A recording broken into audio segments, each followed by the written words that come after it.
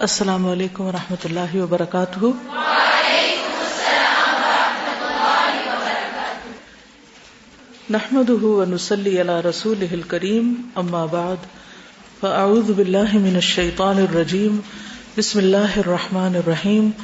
رب اشرح لی صدری ویسر لی امری واحلل عقدۃ من لسانی یفقہوا قولی۔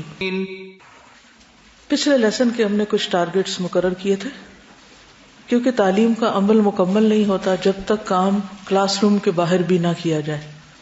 یہاں تو صرف پڑھنا ہوتا ہے اور باہر جا کر آپ کو پریکٹس کرنا ہے۔ اگر آپ وہ نہیں کریں گے تو یہ علم ایسی بارش کی طرح ہوگا جو آئی اور گئی، بس ایک جھاڑ ہے جو پڑی اور اس کے بعد اٹھ گئی۔ میں نے آپ سے درخواست کی تھی کہ آپ اپنے دن کا پلانر لکھیں اور کرنے کے کاموں کی فہرست بنائیں۔ مجھے امید ہے آپ نے کام کیا ہوگا، اور اگر نہیں کیا تو ایک دن اور دے دیتی ہوں، اسے کر لیجئے، کیونکہ اگر آپ کریں گے نہیں تو پھر یہ پڑھنے کا فائدہ نہیں ہوگا، کیونکہ اسی پلانر میں آپ نے یہ ساری عادات ڈالنی ہے، اپنے ٹارگیٹس لکھنے ہیں، کرنے کے کام اس میں ذکر کرنے ہیں۔ لاسٹ لیسن میں ہم نے دن کے آغاز سے بات کی تھی کہ صبح سویرے اٹھنے کی جو ہیبٹ ہے اسے درست کرنا ہے، کیونکہ صبح کے وقت میں اللہ تعالیٰ نے خاص برکت رکھی۔ اس پر میں نے آپ سے ایک کوشچن کیا تھا کہ سونے کے مکروہ اوقات یا ناپسندیدہ اوقات کون سے ہیں؟ آپ میں سے کس نے اس پر پڑھا؟ جی آپ بتائیے۔ یس، اس میں آپ دیکھیے کہ 3 طرح کے اوقات ہیں یا 3 طرح کی عادتیں ہوتی ہیں۔ ایک ہے نماز عشاء سے پہلے سونا مکروہ ہے۔ رسول اللہ صلی اللہ علیہ وسلم نماز عشاء سے پہلے سونا اور نماز کے بعد باتیں کرنا ناپسند فرماتے تھے، صحیح بخاری کی روایت ہے۔ چاشت اور دن کا آخری حصہ، الادب المفرد کی روایت ہے، دن کے اول حصے میں سونا جہالت ہے۔ دن کے اول حصے میں سونا جہالت ہے، دن کے درمیانی حصے میں سونا پسندیدہ ہے، قیلولہ کا وقت، دوپہر کا، مڈ ڈے، اور دن کے آخری حصے میں سونا حماقت ہے۔ ایک اور حدیث بیان کی جاتی ہے، جو عصر کے بعد سو جائے اس کی عقل ماری جاتی ہے تو وہ خود کو ہی ملامت کرے۔ یہ حدیث ضعیف ہے، ٹھیک ہے، لیکن یہ بات درست ہے کہ دن کے آخری حصے میں سونا حماقت ہے۔ لیکن سفر، بیماری اور مخصوص حالات، اس میں اجازت ہے کہ مثلاً کوئی شخص بیمار ہے، بے ہوش ہے، اب وہ کہے کہ مجھے آپ چاشت کے وقت یا عصر کے بعد ہوش میں رکھیں، تو یہ ممکن نہیں۔ اسی طرح بعض بیماریاں ایسی ہوتی ہیں کہ جن میں آرام کی ضرورت ہوتی، بے ہوشی کی کیفیت نہیں لیکن غنودگی کی کیفیت ہوتی، وہ ایکسیپشنل کیسز ہیں۔ یہ یاد رکھیے کہ ایکسیپشنل کیسز ہر جگہ موجود رہیں گے، کیونکہ بعض لوگ پھر اتنے ریجڈ ہو جاتے ہیں کچھ چیزوں میں کہ بیمار بھی ہوں تو وہ کہتے ہیں کہ نہیں یہ ناپسندیدہ ہے، اس لیے اب اس وقت آرام نہیں کیا جا سکتا۔ لیکن عام حالات کو اپنی بیماری نہ بنا لیجیے، یعنی بیماری کی رخصت کو عادت نہ بنا لیں۔ یہ جملہ لکھ لیجیے کہ رخصتوں کو عادت نہیں بنانا۔ رخصتیں مخصوص اوقات ہی کے لیے ہوتی ہیں یا مخصوص حالات کے لیے ہوتی ہیں۔ عادت اور رخصت میں فرق ہے۔ عادت وہ ہے جو تسلسل کے ساتھ کی جائے گی، مستقل طور پر وہ کام کیا جائے گا، اور رخصت عادت کے بیچ میں آسانی کے لیے ہے، ٹھیک۔ پھر نبی صلی اللہ علیہ وسلم کے ناشتے کے بارے میں آپ سے پوچھا گیا تھا، آپ میں سے کسی نے پڑھا؟ شہد۔ نبی صلی اللہ علیہ وسلم کی عمومی عادت دن میں 1 مرتبہ کھانا کھانا تھا، جس کا کوئی خاص وقت مقرر نہ تھا، جب کچھ میسر آتا تو کھاتے۔ ہماری طرح کوئی بہت سارے اوقات مقرر نہیں تھے کہ یہ کھانا ہے پھر یہ کھانا ہے پھر یہ ہم انسانوں نے خود اپنے لیے مقرر کر لیا نا۔ بھوک ہو یا نہ ہو ہم نے کھانا ضرور ہے، کیونکہ وقت ہے کھانے کا۔ آپ صلی اللہ علیہ وسلم ضرورت کے مطابق بھوک کے ساتھ کھاتے تھے۔ صبح گھر والوں سے پوچھتے کہ کچھ کھانے کے لیے ہے، نہ ہوتا تو کیا فرماتے؟ میں روزے سے ہوں، آج روزہ رکھ لیتا ہوں۔ یہ ناشتہ ہے۔ کبھی روزے سے ہوتے اور کچھ مہیا ہو جاتا تو روزہ کھول بھی لیتے تھے، نفلی روزہ کھولا جا سکتا ہے ضرورتاً. یہ تھی آپ کی روٹین. لیکن مختلف روایات میں کچھ چیزوں کے استعمال کرنے کا ذکر ملتا ہے. مثلا مدرجہ ذیل چیزیں صبح کے ناشتے میں آپ نے استعمال کی، جس سے حیث، ہے یہ سین، ہا یا سین، حیثن، پنیر اور گھی کا بنا ہوا حلوہ، ترمذی کی روایت ہے. قرصہ اور خل، روٹی اور سرکہ. پھر اسی طرح دیگر جو آپ کی غذائیں ہیں ان میں خبز اور لحم، روٹی اور گوشت، تمر، کھجور، نبیذ. نبیذ کھجوروں کو رات کو بھگو کر صبح ان کا پانی پینا یا اس کا شربت بنا کر پینا. لبن، دودھ. روٹی جو کی ہوتی، خشک ہوتی. گیہوں کی روٹی کے بارے میں ملتا ہے خبز برن، بخاری اور مسلم کی روایت ہے. پھر بغیر چھنے ہوئے آٹے کی روٹی ہوتی تھی. تنوری روٹی کا بھی ملتا ہے. پھر سرید، گوشت میں بکری کی بھنی ہوئی پسلی، بکری کا شانہ. یہ ایک دن کا کھانا نہیں ہے، کہیں یہ سمجھے کہ آپ کو ایک دن کا مینیو تھا. یعنی آپ نے جو کچھ زندگی بھر کھایا ان چیزوں کا جو ذکر ملتا ہے ان سب کی ایک لسٹ ہے. بکری کا شانہ اور بازو، پائے، پشت کا گوشت، مرغی کا گوشت، خشک گوشت، امبر مچھلی، گورخر، حمارن وحشین، ارنب، خرگوش. اسی طرح سرکہ، پنیر، گھی، مکھن، جو اور دودھ کا دلیا، ستو. پھل اور سبزیوں میں کھجور کا خوشہ، کھجور کی لٹکی ہوئی شاخ، اس میں سے یعنی کھجوریں توڑ کے کھائیں. تمر، خشک کھجور، تازہ کھجور، رطب. بطیخ، تربوز، زیتون. اراک، پودے کا پھل، اراک. ککڑی، کدو. میٹھے میں کشمش، حلوہ اور شہد. مشروب میں، ڈرنکس میں زمزم، ٹھنڈا پانی، دودھ، پانی ملایا ہوا دودھ. ستو، نبیذ، وہ جو کھجور کا جو شربت ہوتا ہے. عسل، شہد، ڈائریکٹ بھی شہد پیا اور پانی میں ملا کر بھی. آپ کی ناپسندیدہ غذائیں لہسن، پیاز اور گوہ، ضب، ضاد اور با. گوہ کیسی ہوتی ہے؟ بڑی سی چپکلی، یہ ناپسندیدہ تھی آپ کی. ٹھیک ہے. اسی طرح گوشت میں صرف بکری کا نہیں بلکہ اونٹ کا بھی گوشت آپ استعمال کرتے تھے، جو بھی میسر آتا. ٹھیک. چلیے ورزش میں کیا شروع کیا آپ نے؟ جی ڈیپ بریدنگ اور واک. کتنے منٹ؟ پونا گھنٹہ. واک کے دوران کیا کرتی ہیں؟ کیا ڈائری آپ نے پکڑی ہوتی ہے؟ کیسے رینڈملی بس ایسے سوچتے رہے، سوچے. اوکے. سوال لکھیے، ورزش کے دوران کیا کچھ پڑھا جا سکتا ہے، کیا کیا جا سکتا ہے؟ کیونکہ یہ اتنا قیمتی وقت ہے 45 منٹس.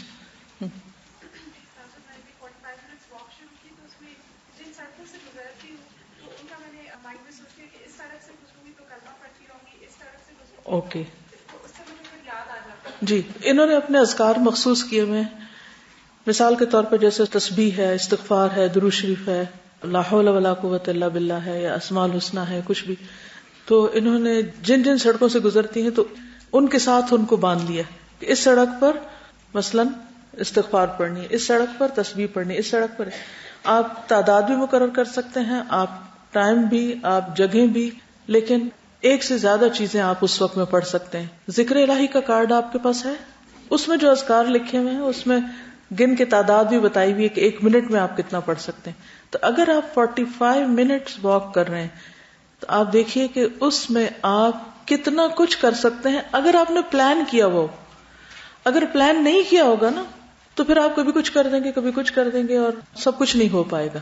آپ سب کچھ پڑھ سکتے ہیں، جتنے بھی آپ نے اذکار سوچے ہیں کہ کیے جا سکتے ہیں ان سب کو آپ اس وقت میں تقسیم کر سکتے ہیں. ٹھیک. اسی طرح ہم نے بات کی تھی ٹریولنگ ٹائم کی. Travelling time. آپ کیا کرتی ہیں ٹریولنگ ٹائم میں؟ تلاوت سنتی ہیں اور ترجمہ ریوائز کرنے کی کوشش کرتی ہیں. ایک ہوتا کرتی ہوں اور ایک ہوتا کرنے کی کوشش. اگر آپ کوشش کو کرنے میں ڈھال لیں نا، عمل میں لے آئیں اور اس کا ایک ٹارگٹ سیٹ کر لیں کہ اتنا مجھے روز کرنا ہے، تو شروع میں نفس پہ ضرور بھاری ہوگا، دل نہیں لگے گا اور مشکل ہوگی. وہ کہاں گئی کتاب، وہ کہاں سے شروع کرنا ہے، وہ لیسن مارک نہیں کیا، وغیرہ وغیرہ، کئی مشکلات آئیں گی. لیکن once you are on the track سب ٹھیک ہو جائے گا. لیکن وہ وقت پروڈکٹیو ہو جائے گا. منصوبہ بندی کے ساتھ، پلاننگ کے ساتھ اور بغیر پلاننگ کے رینڈملی کام کرنے میں بہت بڑا فرق ہے، زمین آسمان کا فرق ہے. کامیاب اور ناکام لوگوں کے درمیان بس اسی کا فرق ہے. کر یہ بھی کچھ رہے ہوتے ہیں، ہر شخص ہر وقت میں کچھ نہ کچھ کر ہی رہا ہے کہ نہیں کر رہے. کئی لوگ بہت مصروف نظر آتے ہیں لیکن ان کی مصروفیت کا کوئی آؤٹ کم نہیں ہوتا. اس روز انہوں نے ذکر کیا تھا ایک سائنٹسٹ کا کہ جس نے 30,000 پیپر لکھنے شروع کیے تھے اور مرتے دم تک ایک بھی مکمل نہیں کیا. آپ جتنے مرضی جینیس ہوں لیکن آپ کے ہاتھ میں کچھ بھی نہیں ہوگا اینڈ آف دا ڈے جسے آپ کہیں کہ یہ میں نے کیا ہے، کیونکہ آپ نے کیا نہیں، آپ نے صرف سوچا ہے یا ادھر سے ادھر کر کے ادھورا چھوڑ دیا. تو اس لیے کسی بھی چیز کی کامیابی کا انحصار اس کے خاتمے پر ہوتا ہے. ہم سب کی زندگی کا اگر خاتمہ اچھا ہوگا نا لا الہ الا اللہ پر، تو تبھی کامیاب ہے. تو کسی بھی چیز کو شروع کر لینا یا اس کا شوق رکھنا یا اس کی خواہش رکھنا کافی نہیں ہوتا. اس کو کرنے کا منصوبہ بنانا اور پھر کر گزرنا یہ ضروری ہوتا ہے. اور پھر اس کے ساتھ اچھی نیت کا ہونا تو obviously بہت ہی ضروری ہے. تو کرنے والے بنیے. لکھیے ٹریولنگ ٹائم. ابھی تو میں آپ کو صرف کہہ رہی ہوں کہ سوچئے اور کریے. پھر آپ کو اسائنمنٹ کے طور پر ایک کاغذ دیا جائے گا جس کو آپ کو فل کر کے بتانا ہوگا ہمیں کہ آپ کیا کر رہے ہیں. آپ کی مارکنگ اس پر ہوگی کہ آپ نے جو پڑھا اس پر عمل کتنا کیا. ایک تو اللہ کے ہاں پوچھا جائے گا، وہ تو اللہ کا کام ہے، وہ میرا نہیں ہے. لیکن میرا کام کیا کہ آپ کو مدد دوں کہ آپ واقعی وہ کرنا سیکھ رہے ہیں یا جان رہے ہیں. پھر ناشتے کی بات تھی تو ناشتے میں بات ہوئی تھی کہ میدا نہ کھائیں، تو سب لوگوں نے کہا کہ ہمیں تو بریڈ ہی ملتی ہے کھانے کو، اس لیے ہمارا کوئی قصور نہیں ہے. کسی نے یہ نہیں کہا کہ آلٹرنیٹ کے طور پر یہ کر لیں. اگر ہمیں پتہ چل جائے زندگی میں کسی بھی چیز کا کہ یہ ٹھیک نہیں ہمارے لیے، تو کیا یہ کہنا کافی ہوگا کہ پھر ہمارے تو حالات ہی ایسے ہیں. کام کرنے والے حالات کا رونا کبھی نہیں روتے، وہ کام کرنے والے ہوتے ہیں کیونکہ انہوں نے کام کرنا ہے. جو چیز فائدے کی اسے حاصل کرنا ہے، حالات کیسے بھی ہوں. وہ ٹاپ آف دا ہل ہے، تبھی چڑھنا ہے ہمیں. ہم نے چڑھنے کا طریقہ سیکھنا ہے کہ وہاں تک پہنچنا کیسے. اصل چیز ہے کہ پہلے ہمارے اندر یہ یقین پیدا ہو کہ ہمارے فائدے میں یہی چیز ہے، اس لیے کرنا ہی کرنا ہے. تو ہم سب کو اپنے ناشتے کی ہیبٹ بھی بدلنی ہے، بریڈ چھوڑنی ہے. بریڈ کا آلٹرنیٹ ہے، تلاش کیجیے آپ کیا افورڈ کر سکتے ہیں. جی آپ کیا فرماتے ہیں؟ جی جو کا دلیا ہے بریڈ کا آلٹرنیٹ. اس کے علاوہ اس جو کے دلیے کو اب اتنا زیادہ پیس دیا جاتا ہے، بھون کے اس کو تھوڑے سے کپ دودھ میں اگر ملا کے آپ پی لیں تو ٹائم بھی کم لگے گا اور جلدی بھی ہو جائے گی. بہت سارے آپشنز ہیں. آپ میں سے مجھے نہیں معلوم کسی نے ڈائٹیشن کا کورس کیا ہوا یا نہیں، یا کوئی رہ چکا ہے، یا فوڈ اینڈ نیوٹریشن کا کوئی سبجیکٹ پڑھا ہے یا نہیں، یا ہوم اکنامکس پڑھی ہے یا نہیں. میرے خیال ہے کہ اگر نہیں بھی پڑھی یا کوئی نہیں جانتا تو بھی ایک صحت مند زندگی گزارنے کے لیے اور ایک پروڈکٹیو زندگی گزارنے کے لیے اور کم سے کم وقت میں زیادہ بہتر کام کرنے کے لیے معلوم ہونا چاہیے. تو آپ آلٹرنیٹس لکھیے کہ بریڈ کے آلٹرنیٹس کیا کیا ہو سکتے ہیں جو کم وقت میں ہوں. یہ اب ہوم ورک کلاس میں سب اپنے اپنے گروپس میں دیکھیں. گروپ انچارج سب کے مشورے کو ایک شیٹ پر لکھ لے، وہ کلاس انچارج کو دے دے، وہ آگے کورسز کوآرڈینیٹر کو دے دے، وہاں سے پھر وہ کمپائل ہو کے سب کے مشورے وہاں لکھ دیے جائیں گے تاکہ آپ اس میں سے جو اپنی سہولت کے مطابق وہ لے لیں. کیونکہ اس میں یہ بھی ہوتا ہے کہ ہم کیا افورڈ کر سکتے ہیں، میرے پاس ٹائم کتنا ہے. اب اگر کسی کے پاس کھانے کا ٹائم نہیں تو دلیا پکانے کا بھی نہیں ہو سکتا اور روٹی پکانے کا نہیں ہو سکتا، یا اور اسی طرح کئی چیزیں. اب اگر میں آپ کو بتاؤں بادام کھایا کریں تو ہو سکتا ہے آپ کے ہم تو افورڈ ہی نہیں کر سکتے. ایک مثال ہے. تو اس لیے آپشنز لکھ دی جائیں گی اور پھر اس میں سے آپ اپنے لیے چوز کر لیں. لیکن چند دن آپ اگر آلٹرنیٹ کرنا جب شروع کریں گے تکلیف ضرور ہوگی.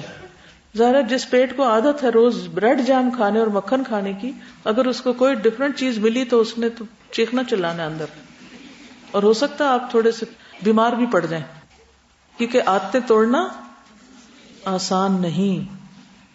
پوری باڈی ریئیکٹ کرتی ہے کہ نہیں ہمیں یہ نہیں وہ چاہیے. لیکن تھوڑا سا اگر آپ فرم ہو جائیں گے، تھوڑے دنوں میں آپ اتنے آرام میں آ جائیں گے کہ آپ کہیں گے کہ شکر ہے سب ان چیزوں سے جان چھوٹی تاکہ میں اسی وقت کو زیادہ بہتر استعمال کر سکوں، انرجی بھی زیادہ محسوس کروں. ٹھیک، تو انشاءاللہ تعالی یہ کام بھی کریں گے. پھر اس کے بعد یہ ہے کہ دن کے آغاز میں پہلا گھنٹہ آپ کس کام میں گزارتے ہیں، یہ بھی آپ نے لکھنا اپنا، کیونکہ وہ وقت سب سے زیادہ پروڈکٹیو ہوتا ہے. اور اگر آپ اس وقت مثلا آپ اپنی پلاننگ کرتے ہیں، وہ قرآن نماز سب گزر چکا ہے، اب ورک شروع ہو رہا ہے، میں اس کی بات کر رہی ہوں، یہاں کوئی کنفیوژن نہ ہو. ٹھیک ہے، آپ نے تہجد بھی پڑھ لیا، آپ نے ذکر بھی کر لیا، آپ نے نماز بھی پڑھ لی، آپ نے ناشتہ بھی کر لیا، سب کچھ، اب آپ آ گئے ہیں اپنے کام پر. ٹھیک، تو پہلا گھنٹہ اس وقت آپ کہیں گے ہم کلاس اٹینڈ کرتے ہیں، لیکن چھٹی کے دن میں پہلا گھنٹہ کیا کرتے ہیں وہ لکھیے. سنڈے کو آپ پہلا گھنٹہ دن کا کیا کام کرتے ہیں. ٹھیک ہے، پتہ چل جائے گا کہ آپ اپنے آپ کو خود کتنا کنٹرول کرتے ہیں یا آپ کی بری عادتیں آپ کو کنٹرول کرتی ہیں. ٹھیک، کیونکہ یہ پریکٹس ہوگی کورس کرنے کے بعد اپنی زندگی کو بہتر گزارنے کی.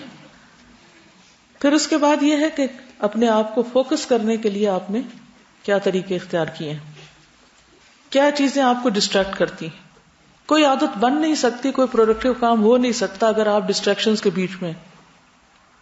کدھر سے ایک بچہ بال کھینچ رہا ہے، دوسرا سر پہ سوار ہے، تیسرا چیخ رہا ہے، وہ رو رہا ہے، اس کو کچھ چاہیے، تو آپ کچھ کر نہیں سکتے اس وقت آپ کو انہیں کو دیکھنا پڑے گا.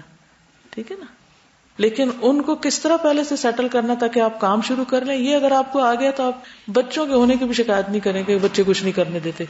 کچھ خواتین ہائیلی ایجوکیٹڈ، پڑھی لکھی، سب کچھ ان کے پاس ہوتے ہیں، سارے ٹیلنٹ، لیکن ایک بچے کے بعد وہ بالکل بیٹھ جاتی ہیں. جس طرح وہ کشتی ہوتی ہے نا، کشتی دیکھیے تو کشتی میں جو غالب آتا ہے وہ دوسرے کو کیا کرتا ہے، پچھاڑ دیتا ہے. تو وہ مننے سے بچے کے آگے پچھڑ جاتی ہیں، وہ ان کو بالکل لٹا دیتا ہے، بیکار کر دیتا ہے ایک بچہ. تو اگر آپ نے یہ نہیں سیکھا نا کہ بچے کو کیسے مینج کرنا اور زندگی کے مقصد پہ کیسے فوکس کرنا ہے، تو کام نہیں بنے گا. پھر اس کے بعد ہفتہ وار اپنا جائزہ اور اپنے سونے کے طریقوں پر غور و فکر. ٹھیک ہے، یہ کہنا تھا کہ ہم نا جو چھٹی کا دن ہوتا ہے نا، چاہے وہ سنڈے ہو یا کوئی اور گرانٹیڈ چھٹی ہو، تو وہ ٹوٹلی ڈفرینٹ ہوتا ہے ایک ورکنگ ڈے سے. اس عادت کو کیسے بہتر کریں نا، اس کی پلاننگ کرنی پڑے گی آپ کو. مثلاً چھٹی کا دن مجھے اس لحاظ سے بہت اچھا لگتا ہے کہ گاڑیاں نہیں چل رہی ہوتی، کوئی دھواں نہیں ہوتا، پولوشن نہیں ہوتی، تو واک کا بہت اچھا وقت ہوتا ہے، یعنی فریش ایئر ملتی ہے آپ کو.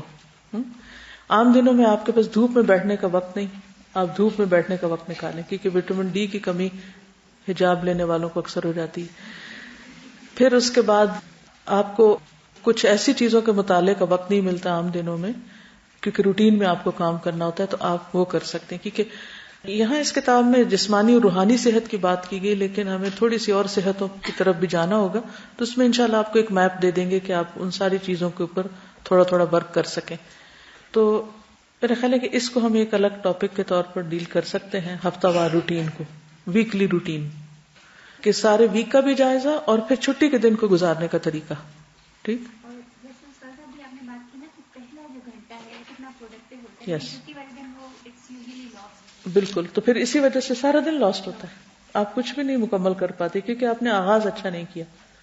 تو بہترین آغاز وہ ضروری ہے. دیکھیے ایک ماں جو ہوتی ہے نا، وہ گھر میں ایک رول ماڈل ہے، بچے اس کو دیکھ کے سبق سیکھتے ہیں کہ ماں کیا کر رہی ہے. جن لوگوں نے اپنی ماؤں کو سخت محنت کرتے دیکھا ہے، ان کے لیے محنت کرنا مشکل بھی نہیں، اور ان کو لگتا ہے کہ یہی زندگی ہے، ایسے ہی رہتے ہیں.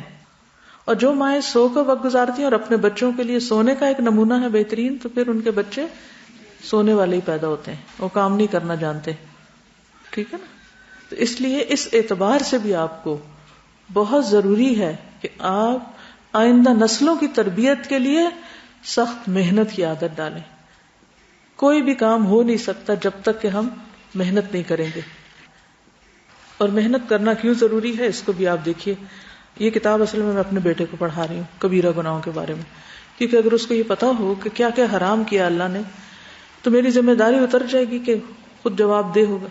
تو اس کو پتا تو ہونا چاہیے، بتانا میرا فرض ہے، آگے پھر عمل کرنا تو ہر ایک کی اپنی ذمہ داری ہے. اس حدیث نے مجھے ہلا کے رکھ دیا.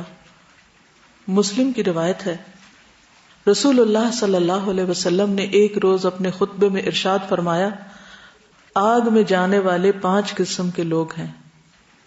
آگ میں جانے والے 5 قسم کے لوگ ہیں. پہلے وہ جاہل جنہیں کوئی تمیز نہیں، یعنی حلال حرام کی، اور دوسروں کے پیچھے آنکھیں بند کر کے چلتے ہیں. جنہیں حلال حرام کا کچھ پتہ نہیں، دوسروں کے پیچھے آنکھیں بند کر کے چلتے ہیں. اور اہل و عیال اور مال و منال تک سے بے پرواہ ہیں، نہ دین کی ہوش نہ دنیا کی ہوش. یعنی اہل و عیال کے بارے میں بھی کوئی ذمہ داری نہیں لیتے، اور نہ ہی اپنے مالی معاملات کی، کسی چیز کی نہ رسپانسبلٹی قبول کرتے ہیں، نہ پڑھنے لکھنے سے کوئی دلچسپی، نہ حلال حرام جاننے کے بارے میں. تو گویا ایسا شخص کیا کرتا ہے؟ اپنی پوری زندگی کو برباد کر دیتا ہے. اسے پتہ ہی نہیں کیا کرنا اور کیا نہیں کرنا.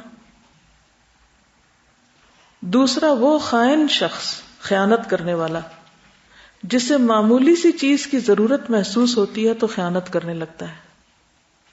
یعنی کسی کی کوئی چیز اس کے پاس ہے اور اس کے پاس امانت کے طور پہ رکھی ہوئی ہے، استعمال کے لیے نہیں دی گئی اس کو، تو وہ کیا کرتا ہے؟ اپنی چیز ایک طرف رکھ کے وہ استعمال شروع کر دیتا ہے. دوسرے لفظوں میں یوں کہیے، معمولی چیزوں میں خیانت. تیسرا وہ شخص جو تیرے اہل اور مال میں تجھے دھوکہ دینے والا ہے، تیرے اہل اور مال میں دھوکہ دینے والا ہے، بٹرے کرنے والا ہے. پھر آپ نے بخیل یا جھوٹے آدمی کا ذکر فرمایا، یعنی چوتھا. پانچواں وہ جو فحش گو اور گالیاں بکنے والا ہو. فحش گو، گالیاں بکنے والا.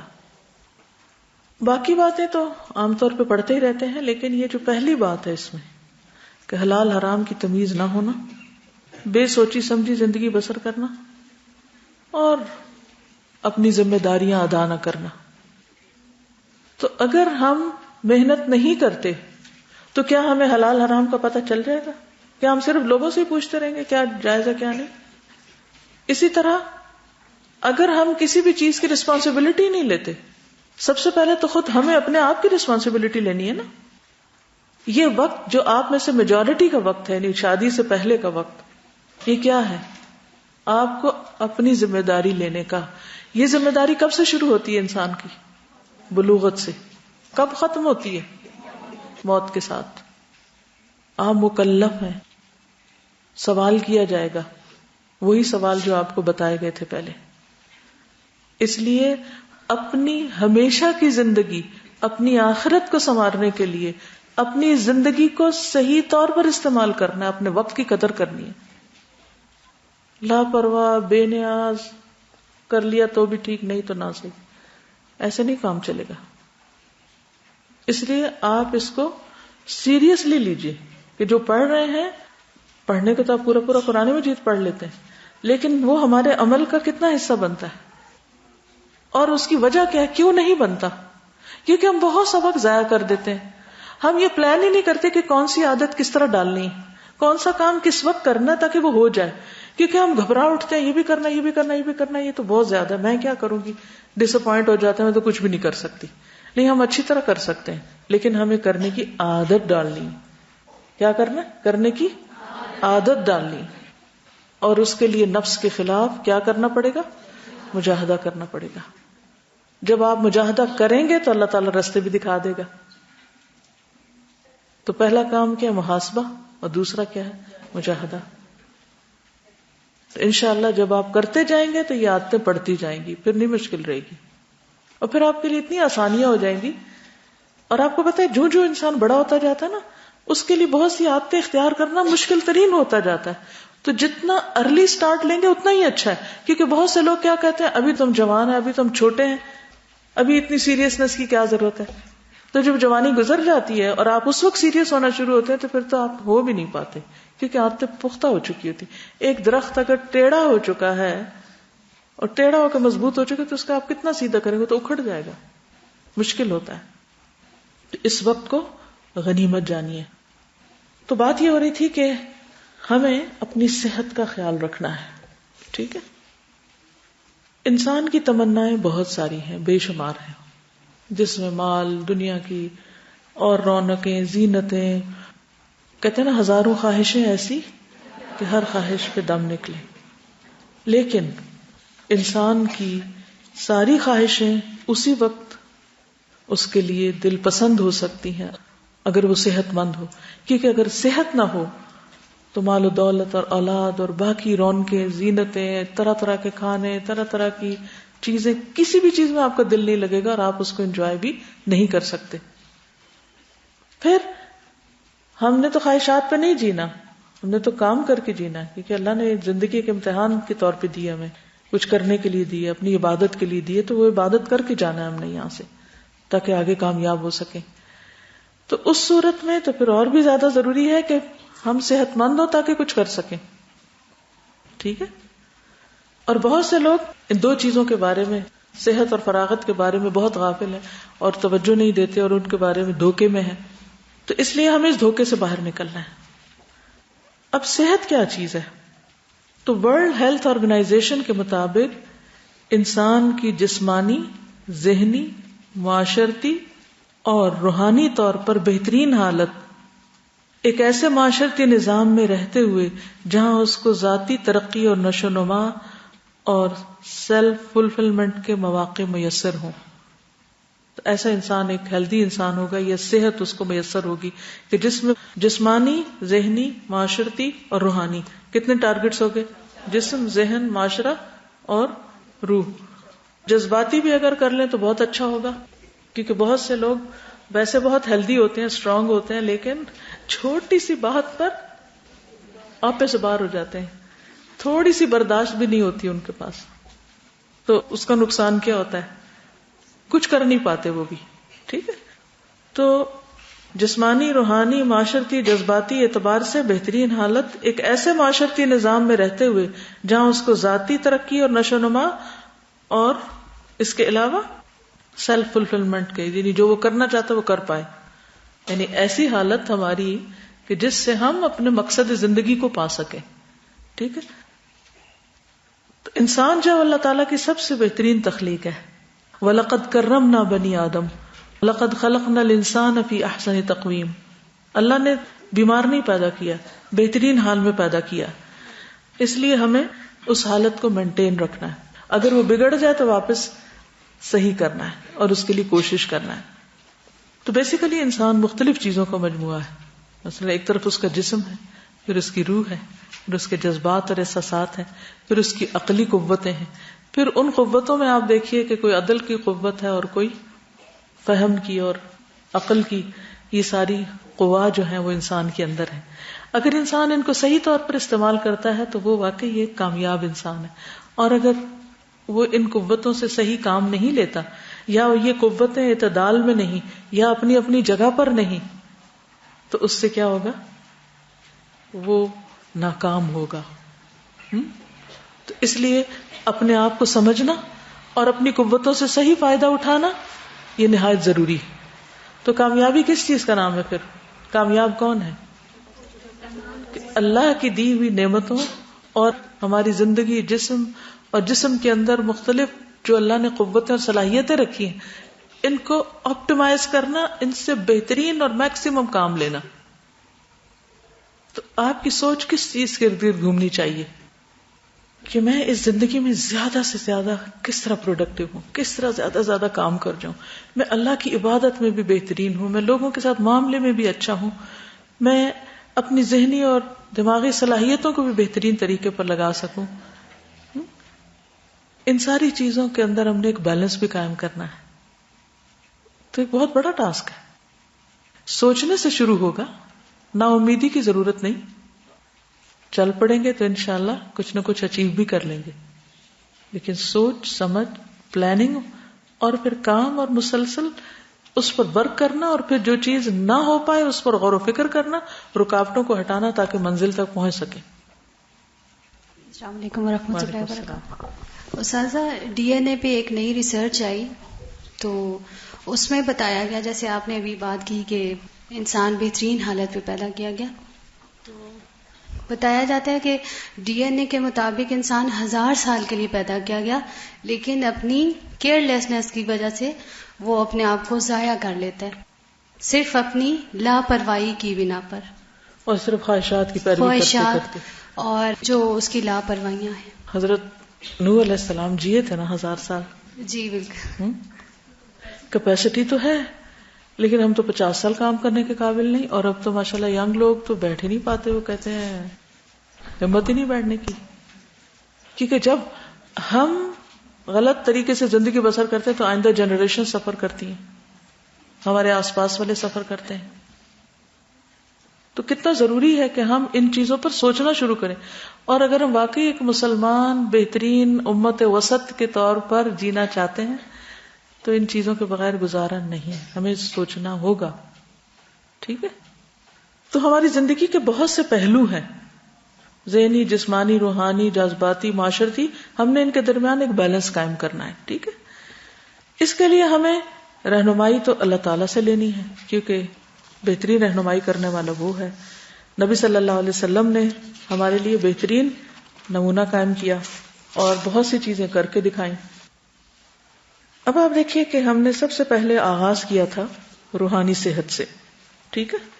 اب یہ جو روحانی صحت ہے، اس میں سب سے پہلی چیز کون سی تھی؟ قرآن مجید. ٹھیک ہے؟ ہمارے لیے اتنی بات بھی کافی ہے کہ اللہ سبحانہ وتعالیٰ فرماتے ہیں وَنُنَزِّلُ مِنَ الْقُرْآنِ مَا هُوَ شِفَاءٌ وَرَحْمَةٌ لِّلْمُؤْمِنِينَ، کہ ہم قرآن میں وہ چیز نازل کرتے ہیں جو مومنوں کے لیے شفا اور رحمت ہے. تو قرآن کیا ہے؟ شفا. لیکن یہ آپ کو معلوم ہے کہ اس پر باقاعدہ ریسرچ بھی کی گئی ہے کہ اگر قرآن کا یہ کلیم ہے کہ یہ ایک شفا کی کتاب ہے تو اس سے شفا کیسے حاصل ہوتی ہے؟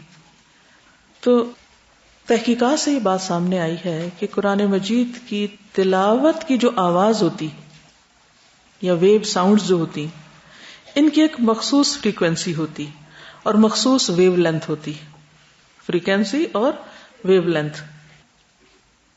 اب یہ جو ساؤنڈ ویوز ہوتی ہیں یہ ایک ویو فیلڈ سپریڈ کرتی ہیں، یعنی وہ یہ نہیں ہوتا کہ بس تھوڑی سی کہیں ہوئی اور ختم ہو گئی، کیونکہ ہمارے جو دماغ کے سیلز ہیں وہ مسلسل حرکت میں رہتے ہیں، مسلسل کام کرتے رہتے ہیں.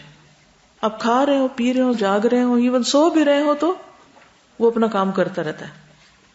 اب یہ انسان کا جو دماغی توازن ہے، یعنی کہ یہ جو ویوز ہوتی ہیں، ویو فیلڈ سپریڈ جو ہوتا ہے وہ اس طریقے پر ہوتا ہے کہ اس سے دماغ کا ایک توازن بحال رہتا ہے. اس لیے بیک وقت جب سننے، دیکھنے اور بولنے کا کام ہم کر رہے ہوتے ہیں تو ان سب میں کوآرڈینیشن بھی چل رہی ہوتی ہے. اب جب ہم تلاوت کرتے ہیں تو اس تلاوت کی آواز سے ہمارے اندر ایک توازن پیدا ہوتا ہے، یعنی کہ ہمارے جو دماغ ہے اس کے اندر ایک توازن پیدا ہوتا ہے جس سے پھر آگے کئی چیزیں پیدا ہوتی ہیں. یہ بھی کہا جاتا ہے کہ اس سے جسم کے اندر اسٹرانگ امیونٹی پیدا ہوتی ہے. اس امیونٹی سے کیا ہوتا ہے کہ وہ بہت سی بیماریوں سے مدافعت کرتی، جیسے کینسر جیسی بیماری سے بھی مدافعت کرتی. ایکچولی کینسر ہے کیا؟ ڈس آرڈر ان سیلز. تو قرآن مجید کی جو تلاوت ہے یہ سیلز کا جو ڈس آرڈر ہے اس کو ٹھیک کرتا ہے، اس کو آرڈر میں لاتا ہے، ری پروگرامنگ آف سیلز کرتا ہے.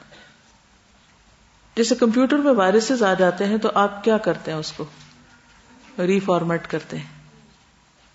جب ری فارمیٹ کرتے ہیں تو پھر دوبارہ سے اس کا فنکشن صحیح ہو جاتا ہے. تو صرف جو قرآن مجید کی تلاوت کرنا ہے اور اس کی آواز خود سننا، ایک کسی بھی قاری کی آواز میں بھی آپ سن سکتے ہیں، اور ایک یہ کہ خود پڑھ کے سنیں. تو اس کے فائدے کیا کیا دیکھے گئے ہیں؟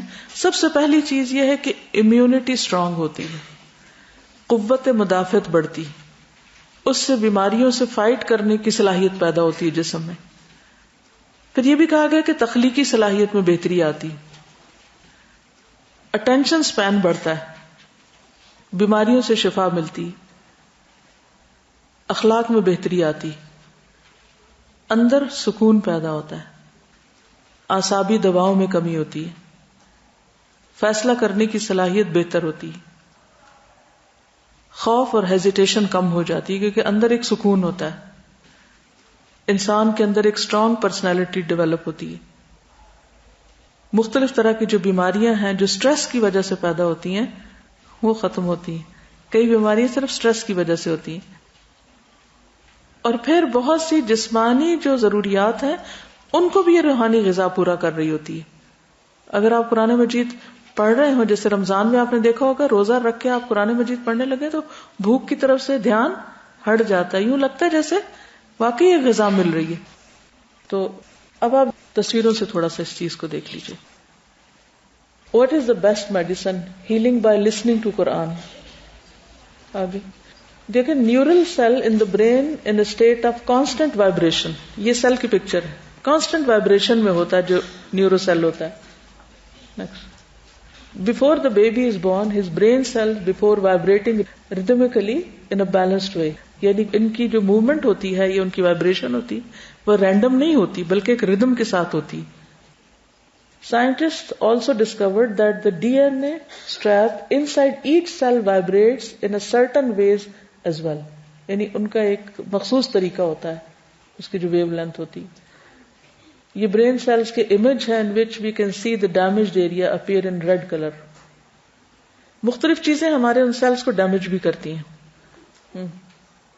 یہ جیسے میں نے شروع میں ذکر کیا نا کہ ایک فریکوینسی ہوتی ہے اور ایک مخصوص ویو لینتھ ہوتی ہے. جب قرآن پاک ہم سنتے ہیں تو اس طرح کی ویوز بنتی اور اس کے پھر فائدے آگے یہ ہوتے ہیں. یعنی کہ کس طریقے پر ہمارے اندر کا جو سسٹم ہے اس کے اوپر اثر انداز ہوتا ہے قرآن.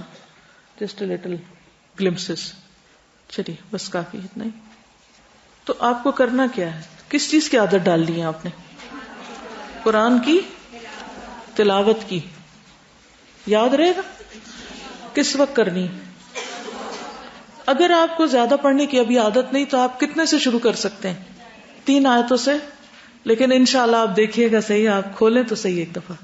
بس کھولنا لازم ہے.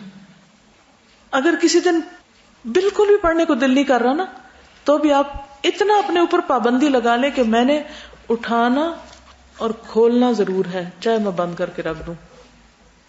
لیکن اگر آپ صرف اٹھا لیں گے اور کھول لیں گے نا پھر یہ آپ کو خود ہی کھینچ لے. کھولنا لازم ہے. اس کا اپنے ساتھ عہد کریں. میرے ساتھ نہیں، میں نہیں گناہگار کرنا چاہتی، اپنے ساتھ عہد کریں کیونکہ مجھے یہی طریقہ بتایا گیا تھا اور یہ اتنا افیکٹو ہوا میرے لیے، اس نے بہت بہترین کام کیا. اور اگر کبھی میں نے اس کو کھولا نہیں یا وہ اوجل ہو گیا تو پھر گئی عادت. اتنی تیزی سے چھٹتی ہے کہ مشکل ہو جاتی. جی آپ کچھ کہنا چاہیے؟ بولیے. قرآن مجید جو اثر کرتا ہے انسانی صحت پہ، یہ اس کا ڈائریکٹ ہیلنگ ایفیکٹ ہے جو تلاوت کرنے یا سننے سے ہوتا ہے. اس کے علاوہ جو اس میں گائیڈنس ہے اس پر عمل کرنے سے، جیسے اللہ تعالیٰ نے کچھ کام کرنے کو کہا، کچھ چیزوں سے منع کیا، تو جو اس میں لیجسلیشن ہے اور جو گائیڈنس ہے وہ بھی انسانی صحت کے لیے بہت ضروری ہے. ایون انفرادی طور پر بھی اور معاشرتی برائیوں سے بھی، جیسے شراب نوشی سے منع کیا گیا، قتل سے منع کیا گیا، اسی طرح بے شمار اور جو قوانین ہیں، جی زنا سے. تو ہر لحاظ سے شفا ہے. بالکل. یعنی ذہنی اعتبار سے، جذباتی اعتبار سے، جسمانی اعتبار سے. یعنی شفا کی شروع میں ڈیفینیشن ہوئی تھی نا، تو یہ جب قرآن شفا ہے تو وہ ان ساری چیزوں کے لیے شفا ہے. تعلقات میں بھی شفا ہے اور روح اور جسم سب کے لیے. میں تھوڑا سا یہ شیئر کرنا چاہوں گی کہ عموماً ہمیں کوئی نہ کوئی تو شکایت ہو ہی رہتی ہے، کبھی کسی سے اور کبھی کسی سے، اور پھر ہمارا دل چاہتا ہے کہ ہم کسی کے آگے نا روئیں اور بتائیں یہ ہوا میرے ساتھ، یہ ہو گیا اور یہ ہونا چاہیے تھا. اور یہ تو عموماً جیسے جیسے وقت گزرتا جاتا ہے تو کچھ لوگوں میں سیلفشنس بہت بڑھتی جا رہی ہے. پہلے پھر بھی کوئی چلو کسی کو دکھانے کی خاطر یہ تھوڑا لسنر بن جاتا تھا، اب کسی کے پاس ٹائم یا اتنا وہ نہیں ہوتا. تو میں نے اتنا اس چیز کو ایکسپیرینس کیا ہے کہ بس جو ہی کوئی غصہ آ رہا ہے، کوئی مسئلہ ہوا ہے نا، بس قرآن کھولے نا، اس کو ریسائٹ کرنا شروع کرتے ہیں تو ویسے ہی وہ اس کے ورڈز ایسے ہوتے ہیں، کوئی نہ کوئی آنسر آ جاتا ہے. اور نہ اگر نہ بھی آپ کو اس طرح اتنا دماغ کھلا ہو کہ آپ آنسر فیل کریں، لیکن وہ جو ایک ہمارے ہوتے ہیں نا نیڈ جو ہے نا اپنی آواز میں بولنے کی اور رونے کی، اور وہ سب اس سے فلفل ہو جاتی ہے، اور بالکل ایسا لگتا ہے آپ کا دماغ بالکل پرسکون ہو گیا، کسی نے آپ کی بات سن لی ہے نا، بارش کی طرح ہے نا، جیسے وہ سارے غبار کو دھو ڈالتی ہے. بالکل. شکریہ. جی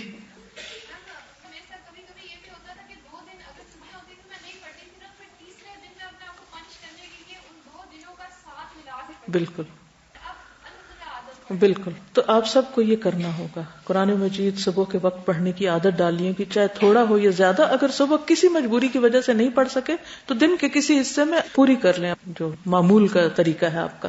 ٹھیک ہے. پھر اس کے بعد یہ ہے کہ ذکر اور صحت. ٹھیک. ذکر، کون سے ذکر؟ صبح اٹھتے ہی سونے جاگنے کے اذکار آپ کو معلوم ہونے چاہیے کہ رات کو کیا پڑھ کے سونا ہے، صبح کیا پڑھتے ہوئے اٹھنا ہے. رات کو آنکھ کھل جائے تو کیا پڑھنا ہے، یہ سارے آپ کو آنے چاہیے. انشاءاللہ آپ کو کلاس میں بھی ساتھ ساتھ پڑھا دیں گے، لیکن خود بھی اس کو یاد کرنے اور معمول بنانے کی کوشش کیجیے. پھر اسی طرح باقی بھی چھوٹے چھوٹے کاموں پر دعائیں ہیں، آئینہ دیکھنے کی، گھر سے نکلنے، گھر میں داخل ہونے، سوار ہونے. یہ سارا دن اگر دیکھا جائے تو اللہ کے ذکر میں گزرتا ہے، اور یہ انسان کے لیے سیٹسفیکشن کا باعث ہے. انسان سوچتا ہے جب میں نے اللہ سے مانگ لیا نا، اب میں محفوظ ہو گیا. اور یہ جو کانسیپٹ ہے کہ میں اللہ کی حفاظت میں ہوں، یہ انسان کو بہت ریلیکس کر دیتا ہے، بہت سے سٹریس سے نجات دیتا ہے. ورنہ آپ گھر سے نکلتے ہیں اور آپ کو ڈر ہوتا ہے پتہ نہیں کیا ہو جائے گا. کچھ وہ لوگ بھی ہیں جو کالی بلی دیکھ کے راستہ بدل لیتے ہیں، یا اپنا کام چھوڑ دیتے ہیں، یا سٹریس میں آ جاتے ہیں. اگر انہیں نکلنا ہی ہے تو وہ پریشان حال دن گزاریں گے. لیکن اس کے برعکس جب آپ دعا کر کے اللہ سے آگے بڑھتے ہیں تو آپ کے لیے آسانی ہو جاتی. اور اس پر بھی آپ دیکھیے کہ اللہ کی یاد سے دلوں کو اطمینان نصیب ہوتا ہے، اور یہ آپ کے لیے صحت کا باعث بنتے ہیں. پھر تیسری چیز ہے نماز اور صحت. نماز اور صحت. نماز میں صحت کے کون سے نقطے پوشیدہ ہیں، ان پر آپ غور و فکر کیجئے اور کل لکھ لائیے. ٹھیک ہے کہ کیا کیا چیزیں نماز کی صحت کا باعث ہے. وضو سے لے کر سارے ایکشنز اور جو اس میں پڑھا جاتا ہے، اس میں جسمانی صحت بھی ہے، اس میں روحانی صحت بھی ہے، اس میں باقی بھی بہت ساری چیزیں ہیں. ٹھیک ہے. اب میں تھوڑا سا یہاں سے کنٹینیو کروں گی. 5 وقت کی نماز عبادت اور بے شمار دوسرے فوائد کے علاوہ بہترین ورزش بھی ہے. یہ انسان کے تمام روحانی اور جسمانی دکھوں کا مداوع کرتی ہے. بے حیائی اور ناشائستہ کاموں سے روکتے ہوئے اللہ سبحانہ و تعالیٰ کے قرب کا بھی ذریعہ بنتی ہے. قرآن مجید میں اللہ تعالیٰ فرماتے ہیں وَاسْتَعِینُوا بِالصَّبْرِ وَالصَّلَاةِ، اللہ سے صبر اور نماز کے ساتھ مدد مانگو، یعنی ہر طرح کی مشکلات سے نکلنے کا راستہ ہے. نماز پڑھنا انسان کے اندر چستی پیدا کرتا ہے، آپ کو ایکٹیو بنا دیتا ہے. جو شخص فجر کی نماز پڑھتا ہے اس کے بارے میں رسول اللہ صلی اللہ علیہ وسلم نے فرمایا فَيُصْبِحُ نَشِيطًا طَيِّبَ النَّفْسِ قَدْ أَصَابَ خَيْرًا وَإِن لَّمْ يَفْعَلْ أَصْبَحَ كَسْلَانَ خَبِيثَ النَّفْسِ لَمْ يُصِبْ خَيْرًا. اس کی صبح اس حال میں ہوتی ہے کہ وہ چاق و چوبند اور خوش باش ہوتا ہے، اسے بھلائی مل گئی ہوتی ہے. اگر انسان یہ کام نہ کرے تو صبح کو سست اور بوجھل طبیعت کا ہوتا ہے، اسے بھلائی نہیں ملی ہوتی. تو یہ سب سے بڑا فائدہ ہے کہ آپ کو ایکٹیو رکھتی ہے. پھر اسی طرح نماز بوجھل انسان کو ہلکا کر دیتی ہے. رسول اللہ صلی اللہ علیہ وسلم نے فرمایا جب بندہ نماز پڑھنے کے لیے کھڑا ہوتا ہے تو اس کے سارے گناہ لائے جاتے ہیں، اس کے سر اور دونوں کندھوں پہ رکھ دیے جاتے ہیں. بندہ جب رکوع کرتا ہے یا سجدہ کرتا ہے تو سارے گناہ گر جاتے ہیں. تو لٹرلی وہ آپ کو ہلکا کر دیتی، گناہ گرا دیتی ہے. آپ صلی اللہ علیہ وسلم نے فرمایا جو شخص بھی نماز کے ارادے سے وضو کے لیے کھڑا ہوتا ہے پھر اپنے ہاتھ دھوتا ہے تو اس کی ہتھیلیوں پر پانی کا پہلا قطرہ ٹپکتے ہی اس کے گناہ معاف ہونے لگتے ہیں. جب وہ کلی کرتا ہے، ناک میں پانی ڈالتا ہے، ناک صاف کرتا ہے تو اس کی زبان اور ہونٹوں کے گناہ پانی کے پہلے قطرے سے ہی زائل ہو جاتے ہیں. جب وہ چہرہ دھوتا ہے تو پانی کے پہلے قطرے سے اس کی آنکھوں اور کانوں کے گناہ زائل ہو جاتے ہیں. جب وہ کوہنیوں تک ہاتھوں اور ٹخنوں تک پاؤں کو دھوتا ہے تو اس کے گزشتہ سارے گناہ معاف ہو جاتے ہیں اور ہر گناہ سے اس طرح محفوظ ہو جاتا ہے جیسے وہ اپنی پیدائش کے وقت تھا. اور جب وہ نماز کے لیے کھڑا ہوتا ہے تو اس کے درجات کی بلندی کا سبب بنتی ہے. اگر وہ بیٹھتا ہے تو بخشایا ہوا بیٹھتا ہے، یعنی جب نماز پڑھ کے آ کے بیٹھتا ہے تو اس طرح ہوتا ہے جیسے ہر چیز سے پاک صاف ہو کے آ کے بیٹھ گیا. کس طرح آپ کو ریلیف دیتی، ہر طرح کے بوجھ سے ریلیف کر دیتی. وہ حدیث یاد ہے آپ کو جس میں نبی صلی اللہ علیہ وسلم نے فرمایا کہ اگر کسی شخص کے دروازے پر نہر ہو اور دن میں 5 بار اس میں نہائے تو تمہارا کیا خیال ہے کہ اس کے جسم پر کوئی میل رہے گی باقی؟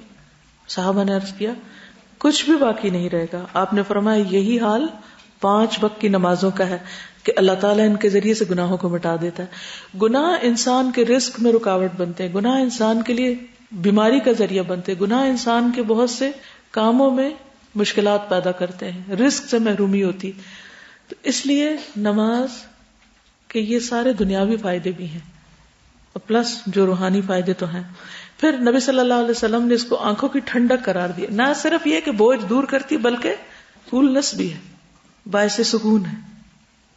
جب اذان کا وقت ہوتا, نماز کا وقت ہوتا تو اللہ کے رسول صلی اللہ علیہ وسلم فرماتے یا بلال اقم الصلاۃ ارحنا بہا, اے بلال ہمیں نماز سے راحت پہنچاؤ, یعنی اٹھو اذان دو. یعنی اس راحت کا سلسلہ اذان سے ہی شروع ہو جاتا ہے. پھر اسی طرح ذکر اور صحت, انسان جب صبح کرتا ہے تو اس کے ہر جوڑ پر صدقہ لازم ہوتا ہے. ہر مرتبہ سبحان اللہ کہنا صدقہ ہے, الحمدللہ کہنا صدقہ ہے, لا الہ الا اللہ کہنا صدقہ ہے.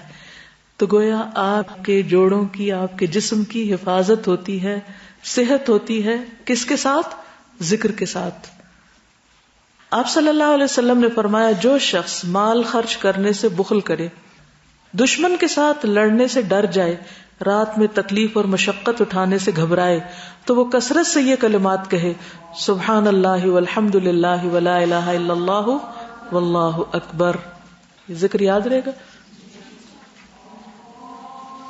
اللہ اکبر. اٹھیے نماز کے لیے, راحت حاصل کیجئے. سبحانک اللہم وبحمدک اشہد ان لا الہ الا انت استغفرک واتوب الیک. السلام علیکم ورحمۃ اللہ وبرکاتہ.